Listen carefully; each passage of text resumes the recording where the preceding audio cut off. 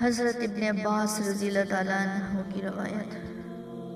کربلا کے المناک واقعے پر حضور اکرم صلی اللہ علیہ وآلہ وسلم کو جو اذیت اور تکلیف پہنچی اس کا اندازہ حضرت ابن عباس رضی اللہ تعالیٰ عنہ کی اس روایت سے ہوتا ہے کہ ایک روز میں نے دوپہر کے وقت خواب میں رسول پاک صلی اللہ علیہ وآلہ وسلم کو دیکھا۔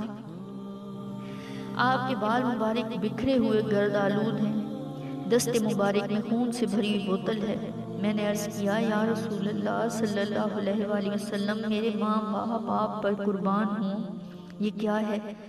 آپ نے فرمایا یہ حسین اور ان کے اصحاب کا خون ہے جسے میں آج صبح سے جمع کرتا رہا۔ مستند کتابوں میں یہ بھی ہے کہ جب حضرت عبداللہ بن عباس خواب سے بیدار ہوئے تو آپ کی زبان مبارک پر انا للہ و انا الیہ راجعون کے الفاظ جاری تھے۔ لوگوں نے پوچھا حضرت کیا ہوا؟ فرمانے لگے حسین بن علی قتل کر دیے گئے۔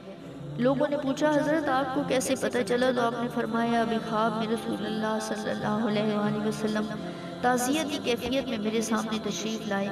آپ صلی اللہ علیہ وآلہ وسلم کے ہاتھ مبارک میں خون سے بھری شیشی تھی اور آپ فرما رہے تھے ابن عباس، میرے بیٹے حسین کو قتل کر دیا گیا ہے، یہ اس کا اور اس کے رفقا کا خون ہے۔